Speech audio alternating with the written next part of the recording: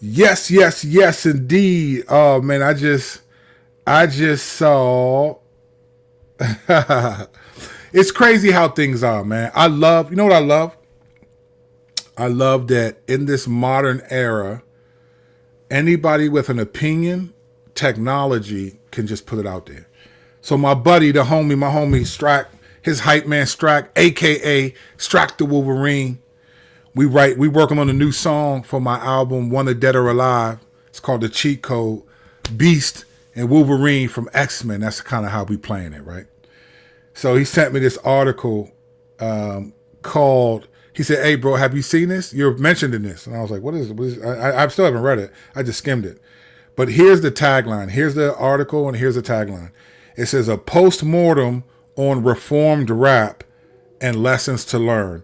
And then it says this, and it's by good old J.D. Hall, one of the original blogger type dudes, right? And this is the tagline of the article title. I guess it came out today at 7:02 this morning. And it said, "What promised to be a beautiful story of gospel unity turned out to be an ugly tale of what happens when ghetto culture goes to church."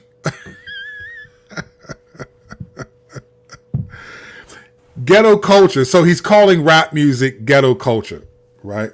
And I could see why he'd say that, because it comes from the ghetto and stuff like that, right? Initially, right? But when you hear the way that sounds, like ghetto culture comes to the church, I know some people are going to be offended. My homie was like, "Bro, I don't bang with this article. I don't think it's a good look," or whatever. I haven't read it. Apparently he said I was so whatever that means, right?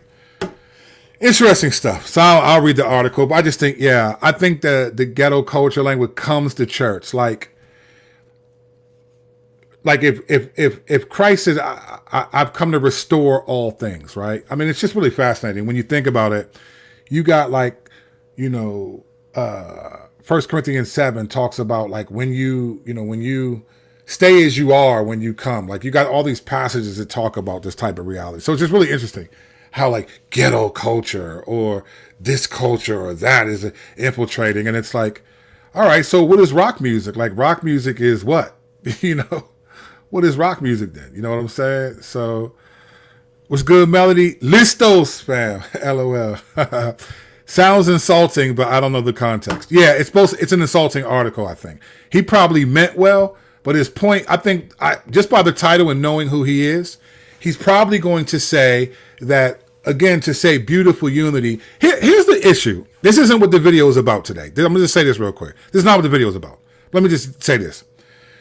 Whenever you're a dominant culture, whatever it is, right? You everything that infiltrates your culture, you think is like, you have a classification for it, right? So if you're in an all-black church and white people come, then you evaluate them based on your culture. It's not, here come the hillbillies or here come the... That's only because when you're a dominant culture and people come to your culture, you don't necessarily embrace them. You classify them to understand them. So even to call like reform rap ghetto culture, it's like, well, people got saved, right? And it's clear from the scriptures, remain who you are. The Romans said that when the tax collectors, Levi and them, is it when he said, I'm going to repent and believe. Jesus didn't say stop being a tax collector, right? He didn't say all these things. I mean, if you want to get serious, remember in Exodus 15, right? So right after the Israelites get brought from the Red Sea, all right? They get brought through. This is Exodus 15. You can go there. Don't look right now because we're talking, right? But in Exodus 15, Miriam grabs a tambourine. She grabs a tambourine and she breaks out in a worship song, freestyle. They could not have known this song because what they were singing about hadn't happened yet. I will sing unto the Lord, for he has triumphed gloriously. The horse and the rider thrown into the sea. Like they couldn't have sung that song, right? And then it said Moses sang. Now keep in mind, Moses was gone for like 50 years or something from the Jews when he fled. after go to Ethiopia or whatever, Midian, whatever, after he killed the Egyptian and he came back with a family and all of that. So Moses wouldn't have known the song. And the Jews had no definable culture. They grew up, as far as they knew, for 400 years they had been slaves to the Egyptians, were embedded in Egyptian culture, right? But they break out into this worship song. Let me ask you a question. What style of music do you think that song may have been in? Now, the Bible doesn't say, and we don't know. So let's be clear, the Bible doesn't say. We are free to speculate about what the Bible doesn't say, as long as we do not contradict what it does say. One of my favorite theologians who wrote the foreword of my first book, he told me this. I said, you know what? That's great. That's a great hermeneutic. What might have been the style of song they sung in? For Moses to be able to come right back and join in the song, and for the Jews who really had no culture outside of the Egyptians, it's possible that the song that Miriam sang would have had Egyptian sounding tunes, tempos, and chords, right? But the reality was it was in the Bible as an accepted song of worship because it was about the Lord. There was no Egyptian culture or whatever in it. So again, I don't know what he's going to put in the article, but I just think it's interesting that when someone says ghetto culture comes up, that's such a European sort of way, a dominant culture way of viewing when God brings other things. How about the body of Christ, right? How just about this is the body of Christ and these people, the foot and the arm, are different things. But anyway, that's not what this video is about. Here's what we're going to talk about. We're going to talk about this thing. There is in John. I did a video yesterday, or was it yesterday? I think it was yesterday. Was it yesterday? Yes, it was yesterday. About just having observed God's love and how it's sort of been used in a way, not God's love as a theological truth in terms of but just the way it's been used and abused in many ways. And that's typical when I talk like that. I lost a couple of subscribers. Appreciate you guys. Thanks for hanging out for as long as you did.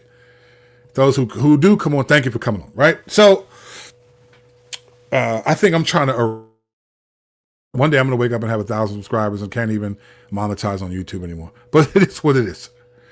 But I talked about that yesterday. Today I wanted to talk about something that's sort of related, but it's another way that I feel like if there's a passage in John that, if understood correctly, this could change everything. And it's a scene. We're going to read the scene, and I'm going to explain to you why I'm saying this. And hopefully this will make sense, all right? So this is a passage in John we're about to read. I'm going to go through it kind of fast because it's a narrative. We know the narrative. We're going to highlight what happened in this narrative. And I think if this were understood correctly and applied, this would change everything. And I'll explain what I mean, so stay with me. For those of you who follow this channel, you know I like to do this type of stuff. All right, let's go to the passage I'm talking about first. This is John chapter 11, the death of Lazarus. Now, you know this story well. We're going to go through it carefully. It's very, very, very important to listen to what Jesus said and then what Jesus does in this narrative. Very important. The reason why I'm saying this is because many times, let me just give you a pro tip, right? Let me give you a quick pro tip about how to process the Bible. When we read the Bible, especially like narratives, like Gospels or Acts or, history, we read these, especially when we're familiar with it, we usually read the Bible knowing the end of the story. So we're looking at it sort of almost like quasi-sovereignty, like I know what's going to happen, a quasi-omniscient. We know what's going to happen already.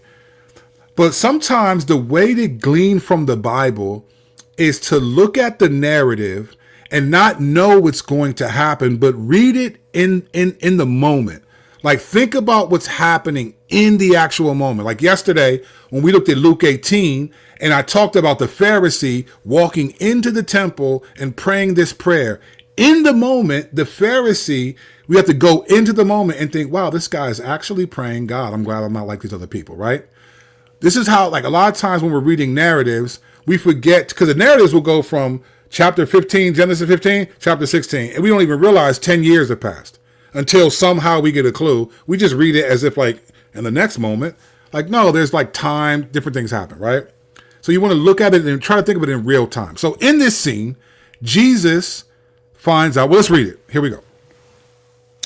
Now there was a certain man who was ill, Lazarus of Bethany, the village of Mary and her sister Martha. I'm going to read it fast because I want to get to what we're going to talk about. You know the story. It was Mary who anointed the Lord with ointment and wiped his feet with her hair, whose brother Lazarus was ill. So the sisters sent to him, saying, Lord, he whom you love is ill. But when Jesus heard it, he said, this illness does not lead to death. It is for the glory of God, so that the Son of God may be glorified through it. All right? So this is what he said when he heard it. Now listen to this detail. Here's another question you have to ask yourself. Why does God want us to know this detail? Why did he put this detail in? Listen to what he says right here. This is verse 5. Now Jesus loved Martha and her sister and Lazarus. Verse 5. Verse 6. So when he heard that Lazarus was ill, he stayed 2 days longer in the place where he was. That doesn't, like, when you read that, you think like, hey, if I thought, hey, this person really loves me and they heard I'm sick, they intentionally take a couple days longer before they come see me, right? I don't know why that's loving, but I guess we know the story, but this is a funny reality. This is how scripture is. He loved them, so he took 2 days longer when he found out he was sick. Usually it's the opposite. He would leave everything he's doing and rush and get there. But again, Jesus is different. All right. Then after he said to his disciples, let us go again to Judea. The disciples said to him, Rabbi, the Jews were just now seeking to stone you, and are you going there again? Jesus answered, are there not 12? If anyone walks in the day, he does not stumble. But there we go. That just made me stumble just now. All right. But because he sees the light of the world. Verse 10, but if anyone walks in the night, he stumbles because of the light is not in him. After saying these things, he said to them, our friend Lazarus has fallen asleep, but I will go to awaken him. The disciples said to him, Lord, if he has fallen asleep, he will recover. Again, in the biblical times, was also a euphemism for dead. They died, right? So they were thinking, okay, literally he's asleep. He was speaking from the euphemism. No, he's dead. And he explains it to him. It says, now Jesus had spoken of his death, but they thought he meant taking rest and sleep. Then Jesus told them plainly, Lazarus has died. And for your sake, I am glad that I was not there so that you may believe, but let us go to him. So Thomas, called the twin, said to his fellow disciples, let us also go that we may die with him, right? Because they're worried about the people wanting to kill Jesus, all right? So you get that. Lazarus has died. Jesus knew this was going to happen. When he heard he was sick, he said, you're going to see the glory of God. Then he takes 2 days longer, presumably to let Lazarus die. And now he tells the disciples, Lazarus has died, but we're going to bring him back. But they still don't know what's going on. All right. Now listen to this. It's very important for where we're going today. Now, when Jesus came, he found that Lazarus had already been in the tomb 4 days. Bethany was near Jerusalem, about 2 miles off, and many of the Jews had come to Martha and Mary to console them concerning their brother. So when Martha heard that Jesus was coming, she went and met him, but Mary remained seated in the house. Martha said to Jesus, Lord, if you had been there, my brother would not have died. But even now I know that whatever you ask from God, God will give you. Jesus said to her, your brother will rise again. Martha said to him, I know that he will rise in the resurrection on the last day. Jesus said to her, I am the resurrection and the life. Whoever believes in me, though he die, yet he shall live. And everyone who lives and believes in me shall never die. Do you believe this? She said to him, yes, Lord, I believe that. You are the Christ, the Son of God, who is coming into the world. Then we get to verse 28. When she said this, she went and called her sister Mary, saying in private, the teacher is here and is calling for you. And when she heard it, she rose quickly and went to him. Now Jesus had not yet come into the village, but he was still in the place where Martha had met him. When the Jews who were with her in the house, consoling her, saw Mary rise quickly and go out, they followed her, supposing that she was going to the tomb to weep there. Now when Mary came to where Jesus was and saw him, she fell at his feet, saying to him, Lord, if you had been here, my brother would not have died. When Jesus saw her weeping, and the Jews who had come with her also weeping, he was deeply moved in his spirit and greatly troubled. He said, where have you laid him? They said to him, Lord, come and see. Then it says, Jesus wept. So the Jews said, see how he loved him. But some of them said, could not he who opened the eyes of the blind man also have kept this man from dying? We're going to use this scene. I'm going to talk about something today. There's one thing in this scene that, if understood correctly, could change everything. And this sort of connects to what I shared yesterday, but it's its own thing. Let me explain to you what I'm saying. Jesus did something in this scene, surprise, that is so relevant to our culture today that if this were applied, this principle, this idea, it would change everything. And it's about interpersonal relationships, how to relate to people. This happens a lot in marriage, but this can be in any interpersonal relationship. There's something Jesus did here that is critical. And it's not just that he wept, but here's the question you have to ask. Why would Jesus weep knowing that he is about to bring them the greatest joy they've ever seen? Why would Jesus weep knowing he's about to bring Lazarus back from the dead? He told the disciples, he stayed 2 days longer so that Lazarus could die. Why does Jesus weep? Why does he do that? What's happening there that Jesus would weep? What I'm about to talk about has the potential to change everything if applied, because there's something that has happened here that Jesus does well as God that we find it very difficult to do. All right. And let me start by explaining what I mean here. Let me just say what's up to some of the people in the comment section. Reference to subscriber numbers. Galatians 1:10, for am I now seeking the approval of man of God, or am I trying to please man? Well said, Rick. That's how we do it, baby. Good to see you, Pastor Kirk. Keep teaching, sir. Thank you, Jeff. We just hit him a little early this time because I usually hit you at the end. We know you're about to be pleasing God. We love that about you. Thank you, sir. Appreciate about that. Don't worry about those numbers. You will be blessed. Thank you. I appreciate that. These videos are edifying. All right, let's get back to this. So Jesus weeps. He weeps but he knows he's coming to save and bring Lazarus back from the dead. And he knows when Lazarus comes back from the dead, the people are going to flip. He told his disciples as much. You're going to see the glory of God. So why does Jesus weep? What's happening there? What is he showing us? Let me explain to you what I think is happening and that I think could change everything if understood accurately.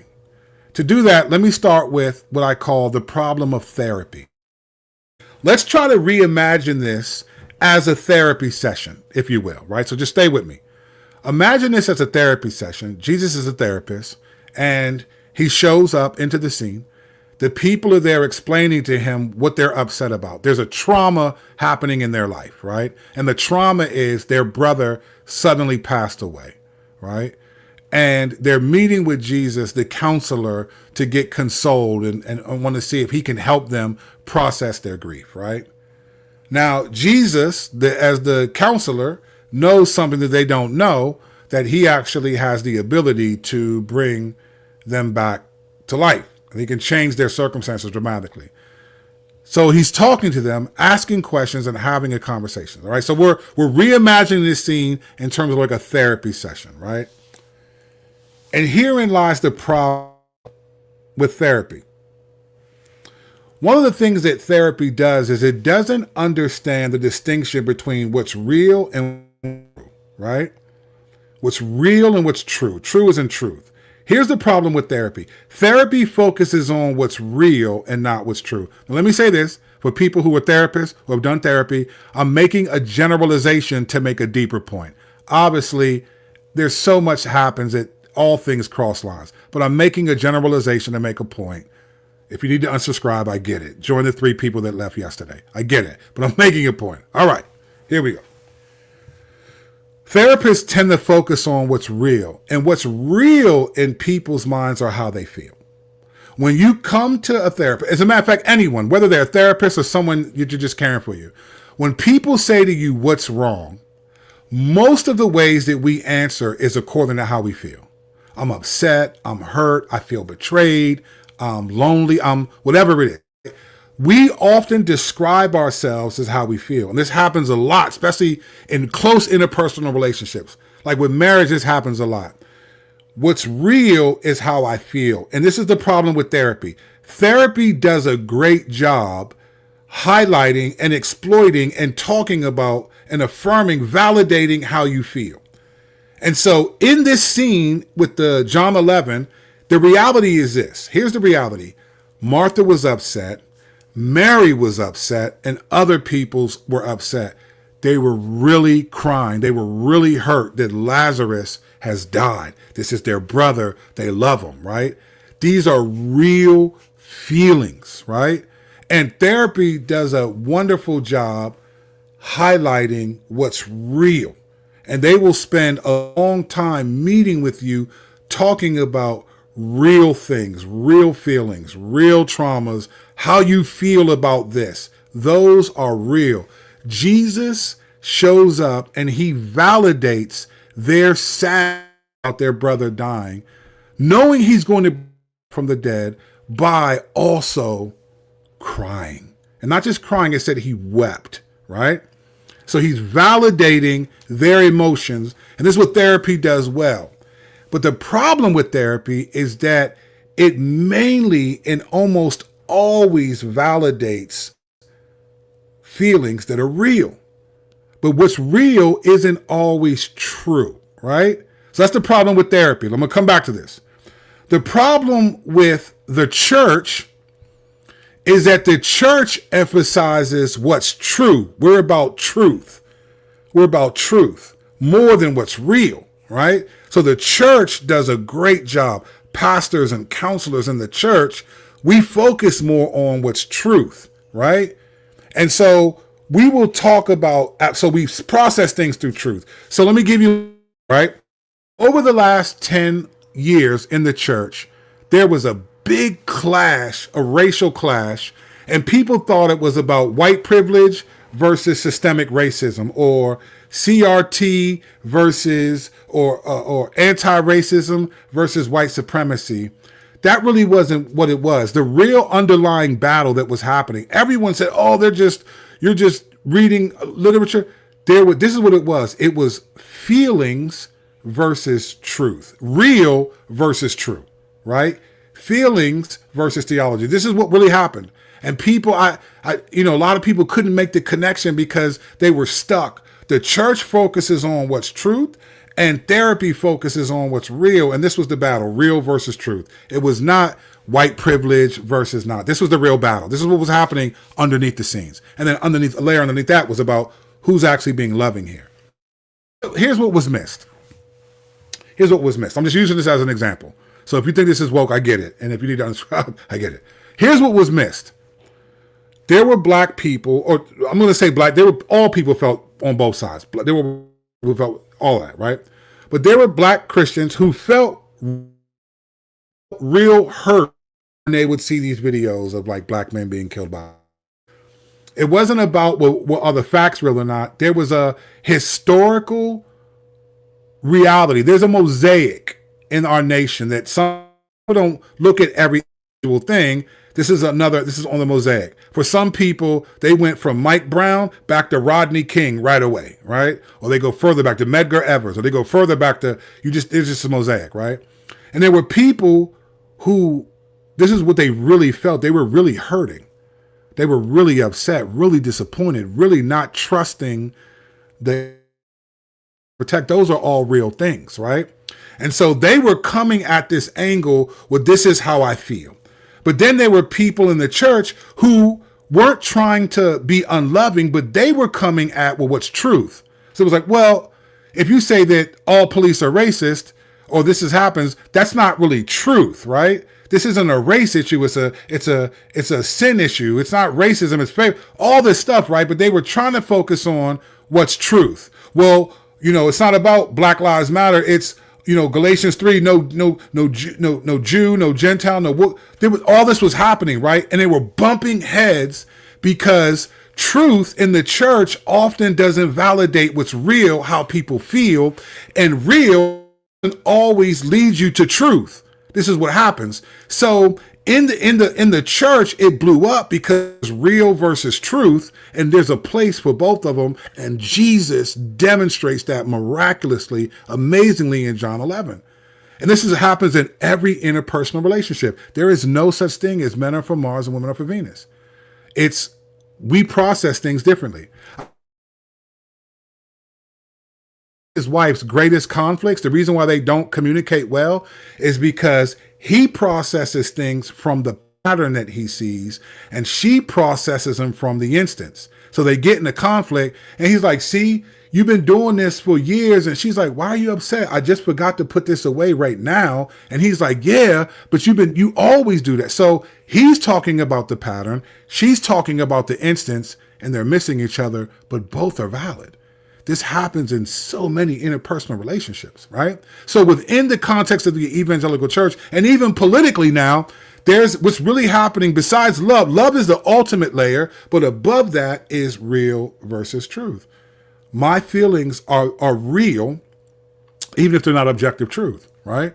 So truth is, it's true, but it doesn't necessarily deal with the realness of people's emotions.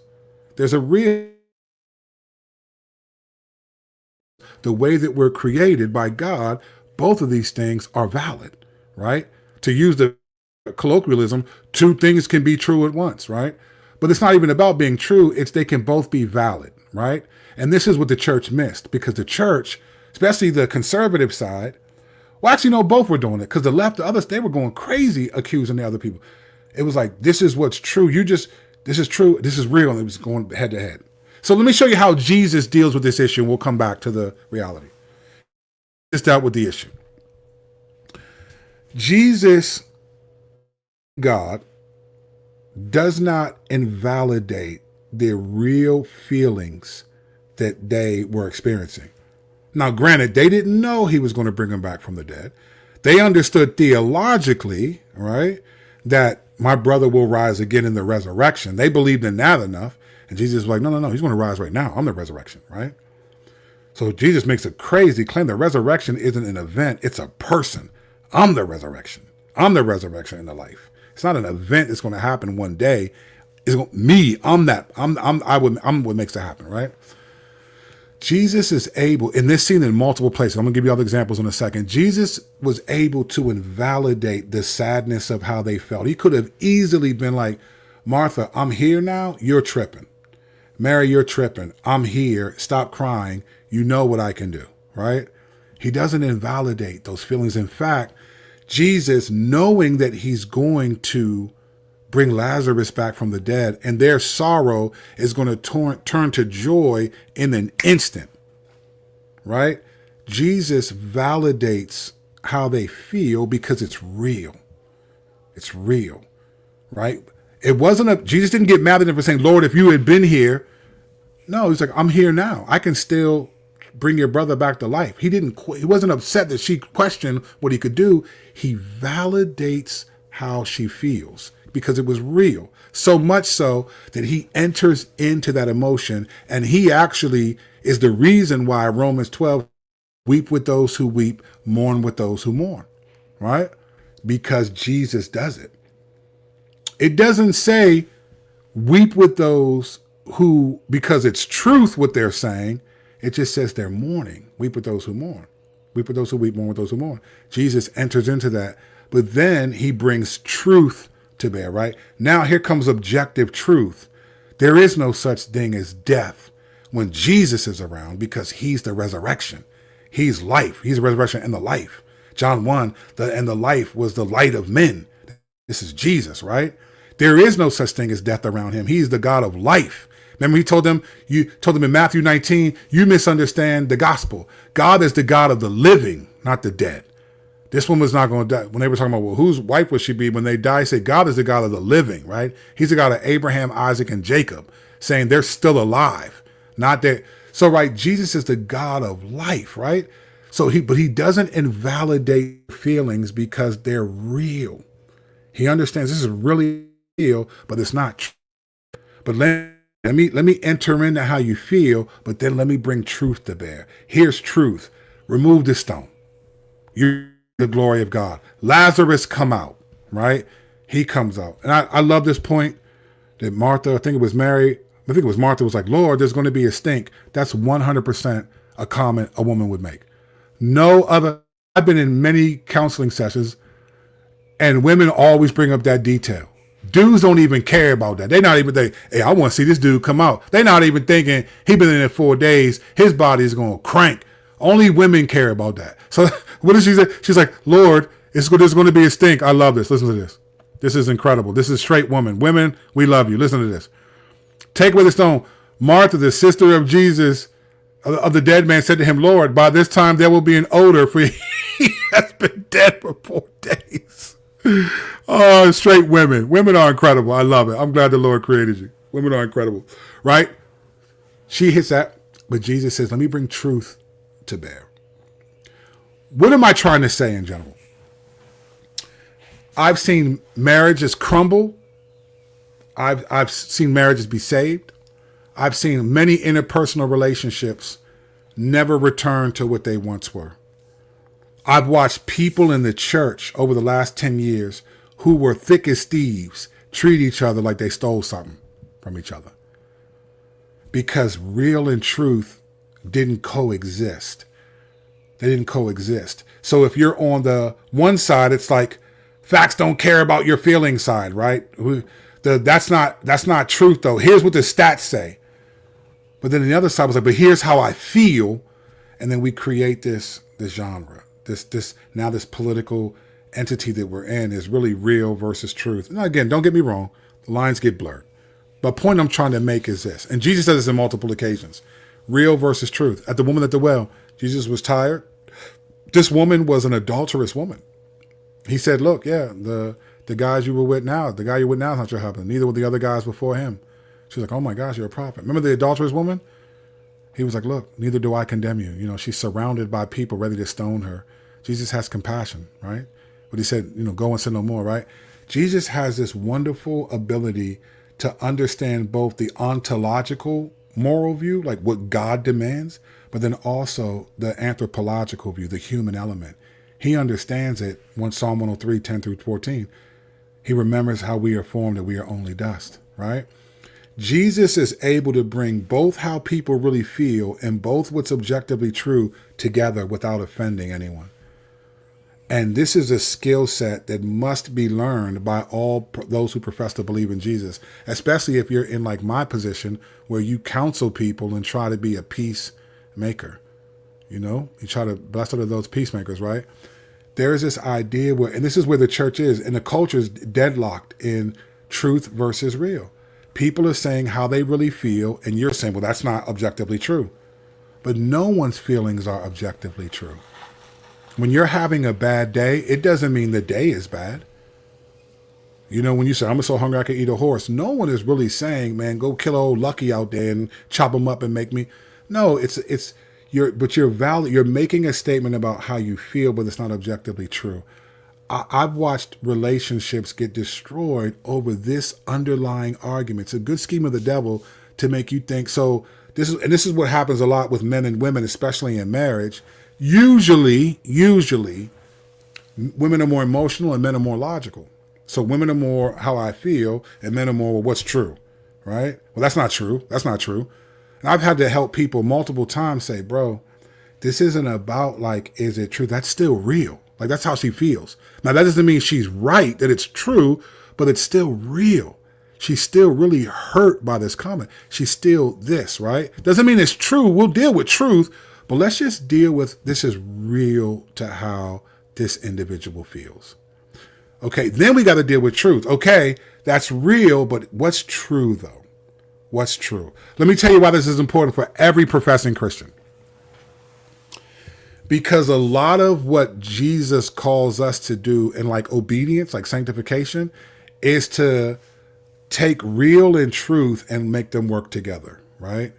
So let's just say, let's just say someone sins against you and you're really hurt. Someone that you cared about says some things to you, mean things to you, things that are mean-spirited, and you're really hurt, right? Now you have a choice. What is going to dictate how I respond to this person, how I act? Am I going to respond in how I feel, that I'm really hurt? Or am I going to say, this is real, I'm really upset, I'm really hurt, but what's truth right now? Truth is, I got to overlook this offense. Truth is, I got to say, Lord, I'm going to honor you no matter what. Like, think about this. If you're the woman in 1 Peter 3, 1 Peter 3, 1 through 6 is talking to a woman whose husband is not obeying the word. And he says, you got to win him by your character. Now, he's not saying your character will always win your husband back, But he's saying if your husband is going to be affected and change, it's going to be by your character. That's what's truth, not by how you feel. You probably really hurt by the way he's treating you, but what's true is you're going to respond in character. This is the fundamental battle for every believer. How I feel that's real versus true. Let's take anxiety, right? Anxiety is basically saying you worried, you're upset, you're afraid that something outside of your control is going to happen that you don't want to happen, right? And so there's feelings of angst and worry and fear and zeal and all this stuff. But then you have to bring in, well, what does truth say? Okay, this is real. I'm not trying to say your feelings don't matter. I want to say that's real, how you feel. Jesus didn't say, why are you tripping? I'm here. Like, what are y'all crying for? I've showed up. I can do anything. No, he said, listen, he was hurt. He was grieved. Said his heart was, I'm paraphrasing, but his heart was affected. He said, where have you laid him? And it said, Jesus wept. The beauty of Jesus and what makes him so unique is Jesus could take what's real and what's true and bring them both together. And as followers of Christ, we got to do the same thing. When I counsel people, I often have to say, okay, let me validate. I do this a lot with husbands and wives. And usually for the wives, okay, how you feel is real, but that's not really truth though. Listen, yes, what you're saying is true. That's not what you meant, but this is how she feels. And this is what I saw happen in the church. It got destroyed because it was real versus truth. They couldn't bridge the two together and say, hey, while I don't agree that systemic racism still exists, that's how you feel. And those feelings are real. That doesn't mean they're true, but they're real. And I want to sit and just grieve with you, my brother. I mean, I saw good people, good friends end relationships. And they thought it was because of you're woke or you're that. No, what was, you couldn't understand that this is real. Because we talk like if it's real, it's truth. And we talk like if it's truth, it's real. Those are two different things. Two different things. Jesus does this on multiple occasions where he's able to take, this is what's real. I validate that this is how you really feel, but then here's what's true. Here's what's true. Let me bring that to bear. Let me bring comfort. If we could change this one thing, it would change everything. As a person who's had struggled in my marriage, that ended as a person who counsels people, so much of the underlying issues in all interpersonal relationships, you would be shocked how much it's really just, you don't validate how I feel and you're not saying what's true. And it's like, hey, listen, Jesus was falsely accused and he took it to the chin because what's truth, he could have been like, man, how dare you accuse me and stuff. No, and we have to learn how to say, hey, I respect that that's real to you. So let me give you a practical example. Let's just say someone comes to me and they're offended at something I said. Let's just say in a sermon, I make a point and I'm real passionate at this point and it comes off as self-righteous or whatever, right? Let's just say someone comes to me and says, hey, listen, I'm a little bit offended at that comment you made when you said this. And I'm like, what comment are you referring to? And they'll tell me what they felt. Now, when they're saying it, I didn't sin against them. I wasn't even talking to them. I got hundreds of people I'm preaching to, and there's a variety of people's maturities. I mean, some people, I think if you die, I don't think you're going to be with the Lord. So I need to preach sometimes a rebuke for you, even though the person beside you, I think is real good, but everyone's hearing the same thing. Jesus said, he who has ears to hear, let him hear. Not like I'm only talking to this group of people. Later on, I'm going to talk to these people. He said, I'm talking to everybody. He who has ears to hear, let him hear was God's way of saying, if the shoe fits, wear it, fam. That was God's way of saying, he who has ears to hear, let him hear. Oh, Malchus. Remember Malchus? He who has an ear ministries? Listen, that was God's way of saying, if the shoe fits, wear it, right? That's how I preach. But someone says, hey, I was offended when you said I was hurt by that. Here's what I typically do. I ask questions. I try to think about when I said that. And then I'll say something like this. Listen, I wasn't referring to you, or I wasn't, but I understand that what I said and how it came off, it hurt you, and I want to apologize for that. I did not mean for what I said to offend you or hurt you in that way. I acknowledge that. You know what I don't do? I do not ask them for forgiveness because I didn't sin against them. Now I could say, well, I didn't sin against you, so I'm sorry, but I'm not gonna, and I've done that before to my shame. So let me not act like I've done that before to my shame. I focused on truth and not what's real. So I've learned over time from Jesus, and again, I have many flaws, so I'm not like, oh, look at this. What I'm saying is, I think all believers need to process like this. Not because, oh, I do it, because I learned it from Jesus. I'm trying to learn it from Jesus. Like I can say, hey, I'm sorry that you were felt that way and that what I said affected you in that way. But if I say, please forgive me, I'm acknowledging a moral failure that Jesus died for that I committed. I was telling people in my church, a couple of these two big couples groups, and I was telling one group, listen, don't say I'm sorry when you should ask for forgiveness. They're not semantics.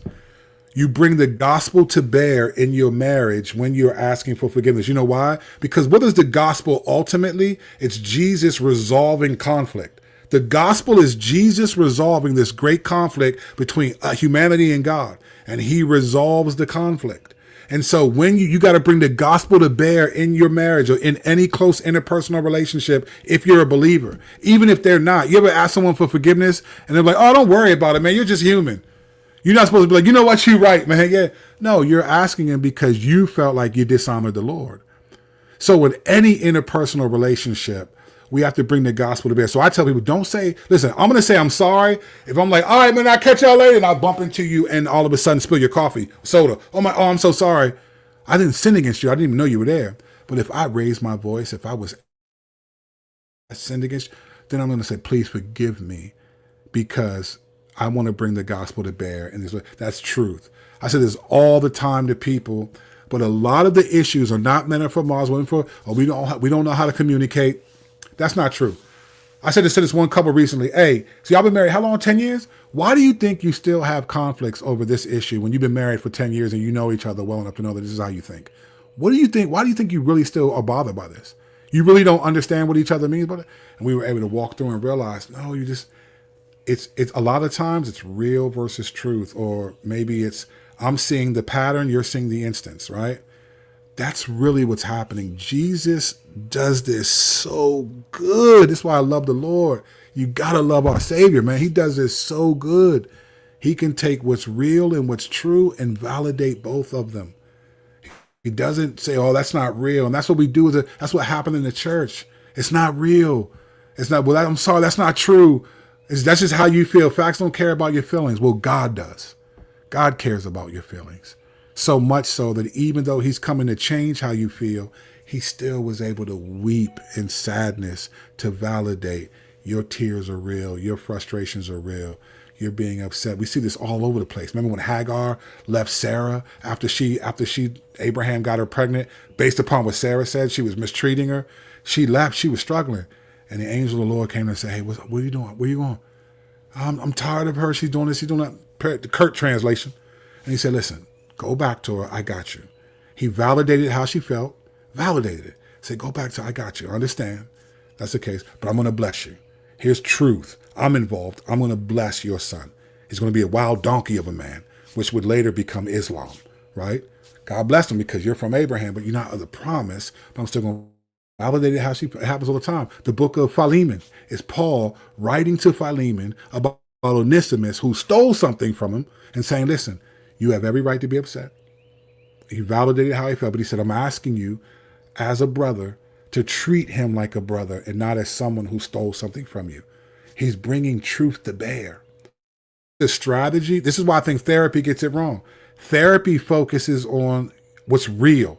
You really had this happen to you. You really feel this way. And what happens is if people stay in that kind of thinking for a long time, then their trauma becomes their identity. How I feel becomes my authority, right? And this is what happens. But then on the flip side, the church deals with truth so we can have a negative view of people's emotions. Well, you got to still honor the Lord. You start going to what you just, so then all of a sudden now people don't feel comfortable. They don't even want to go to their pastors or counselors because all you're just going to tell them they need to repent and believe. And it's like, Well, yeah, that's true, but we have to validate how people feel. It's not it's not wrong. It's not a compromise. It's imitating Jesus.